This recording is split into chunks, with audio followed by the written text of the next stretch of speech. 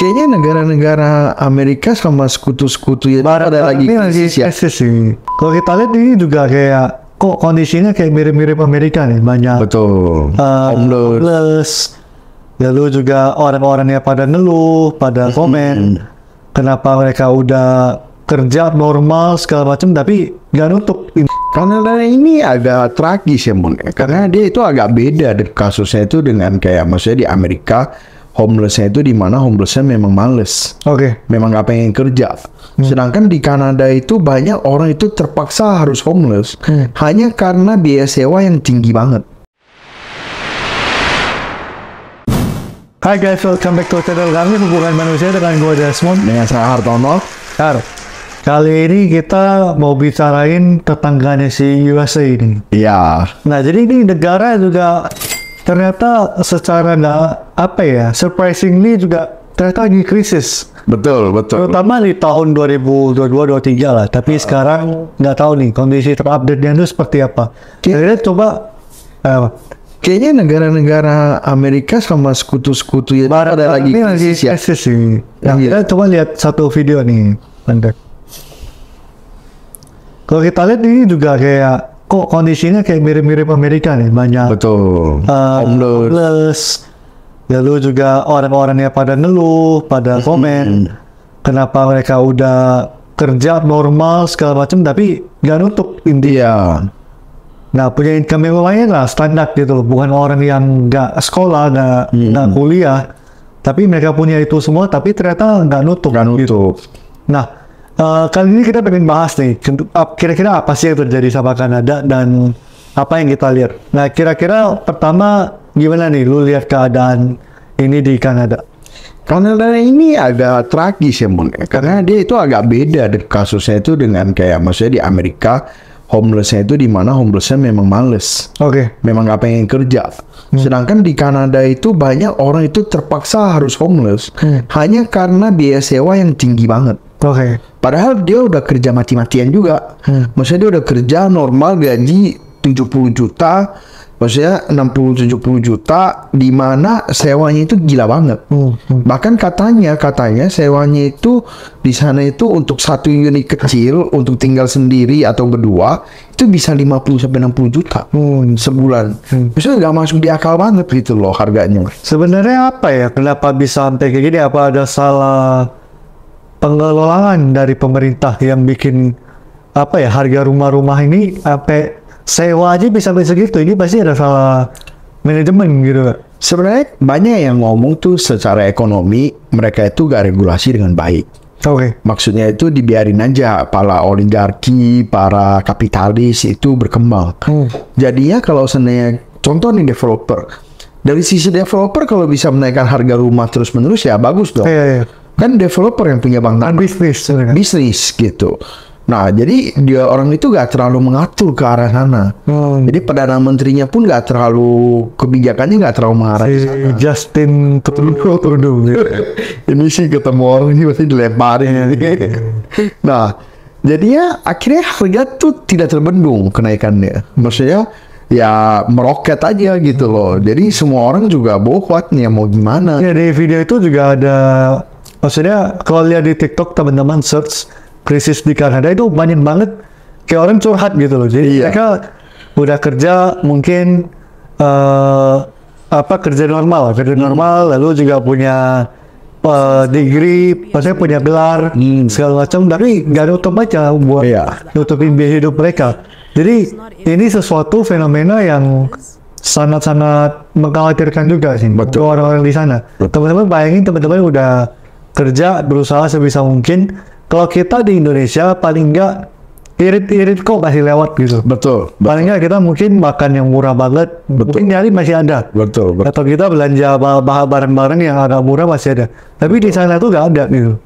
Kalau teman-teman search di internet atau di TikTok itu kelihatan tuh. Mereka ada yang shoot di supermarket di mana-mana, itu harganya nggak masuk akal. Betul. Dan juga ini juga jadi pembelajaran buat kita bahwa kenapa hal-hal vital itu harus dipegang oleh pemerintah. Kalau enggak ya meroket aja gitu. Contoh kayak kan kita kan banyak tuh yang yang diatur oleh pemerintah seperti minyak goreng, gimana udah ada harga eceran tertingginya beras, udah ada harga acuannya gitu, gimana kalau sebenarnya kebutuhan pokok ini gak diatur, ya akan meroket aja gitu loh, akan gila-gilaan harganya. Jadi bisa dibilang barang-barang ini dikuasai sama beberapa perusahaan ya gitu. Betul. Padahal harusnya barang-barang ini tuh bisa diatur dengan kebijakan pemerintah. Kayak zaman dulu lah, inget gak zaman minyak goreng kita naik banget. Iya. Jadi 20 ribuan sampai semua kan mikir nyetop minyak goreng, takutnya makin naik lagi kan, bener gak? Terus habis itu pemerintah intervensi di sana, akhirnya ada namanya minyak kita kan, harganya cuma 14 ribu. Maksudnya itu bagus. Nah, gak tahu kenapa karena ini gak ada intervensi seperti itu gitu loh. Padahal kebutuhan pokok mereka kan banyak. Apa ada kepentingan juga dari pemerintahan? Iya, gitu. Dari pemerintahan juga memang diuntungkan dengan hal seperti ini gitu. Bahkan katanya para kapitalis ini juga memegang kursi di pemerintahan. Oke. Jadi memang sulit untuk pemerintah itu menerapkan hal-hal seperti itu gitu. Kalau soal housing, maksudnya harga-harga rumah itu juga beberapa faktor katanya. Kanada ini besar, tapi yang bisa ditinggal itu kecil, dikit. Jadi belum ditambah lagi banyak imigran. Lalu juga banyak mahasiswa dari luar negeri. Nah, jadi berbagai macam faktor lah yang bikin ini tuh meroket. Buat itu juga ada satu isu gini di Kanada, banyak banget orang India di sana yang dipaksa pulang. Tapi kayak di scam, semacam di scam. Jadi mereka itu kayak apply visa di India, tapi kayak ditipu orang gitu. Jadi mereka itu udah nyampe di Kanada nggak bisa masuk. Itu banyak banget, sampai harus pulang lagi. Mungkin kayak dapat green card gitu. Nah, kayak seorang tuh udah dapet nih, lu tinggal datang. Karena pas lu nyampe, lu nggak bisa ada. Konyol juga ya.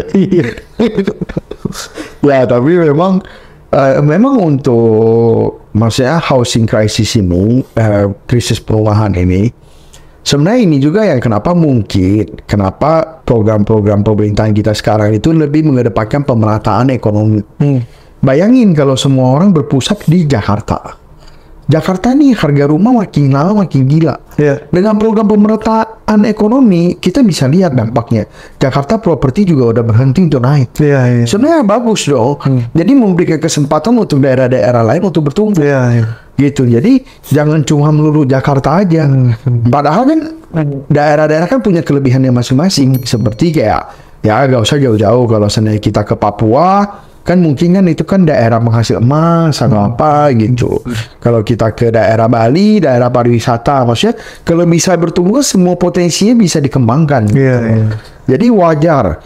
Nah, cuman mungkin kasusnya berbeda karena di Kanada itu memang nggak layak tinggal di banyak tempat. Sedangkan kalau di Indonesia layak tinggal tapi nggak favorit aja. Jadi sebenarnya Indonesia tuh masih menyimpan potensi yang besar. Gitu. Tapi kalau soal income mereka yang stagnan tuh kira-kira seperti apa? Jadi maksudnya kan gajinya kan segitu aja gitu. Tapi biaya hidupnya naik. Sebenarnya itu karena menurut saya sih karena kapitalis itu ya ngambil kesempatan ya. Maksudnya semacam dicurangin lah sebenarnya masyarakatnya itu kayak kan seharusnya kan rumah itu gak lebih dari 20% dari total income. Kayak kita UMR Jakarta 5 juta seandainya. Kita cari kosan sejuta kan masih banyak. Masa kontrakan yang 700-800 pun masih banyak. Masih ada gitu. Harusnya kan memang nggak lebih dari 20%. Sedangkan mereka udah lebih dari 50% pun kadang-kadang masih nggak dapet. Jadi menurut saya itu sebenarnya itu satu. Kedua dicurangin kenapa? Kenapa di supermarket harga bisa tinggi, tetapi karyawannya gajinya nggak naik. Benar. Aneh ya. Padahal memang charge-nya gede. Ini benar-benar perbatasan dengan Amerika. Sebelah kiri katakan tisu $2, di sini $7. Kan disparitas keuntungannya gede banget. Kenapa? Karena baliknya sama gitu. Betul. Kenapa nggak bisa didistribusikan ke masyarakatnya sebagai penghasilan? Benar nggak? Nah, ini yang sebenarnya menurut. Jadi kesenjangan sosialnya gede.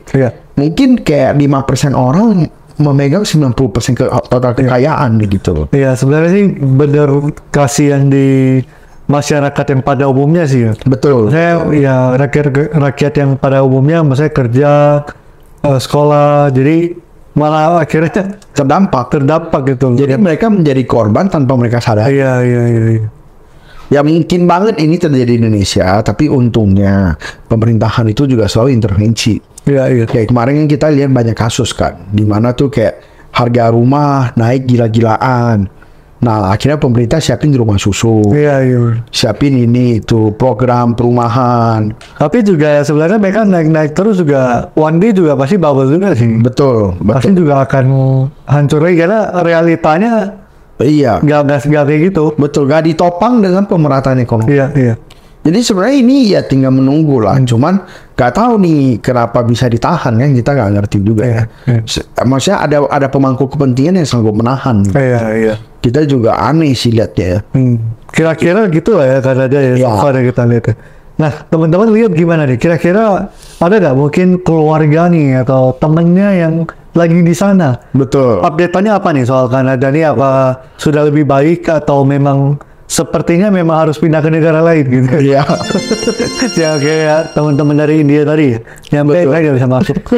Nah oke, itu dulu guys. Jangan lupa di like, di subscribe, dan di share ke teman kalian yang butuh denger ini. Sampai ketemu di video berikut. Thank you.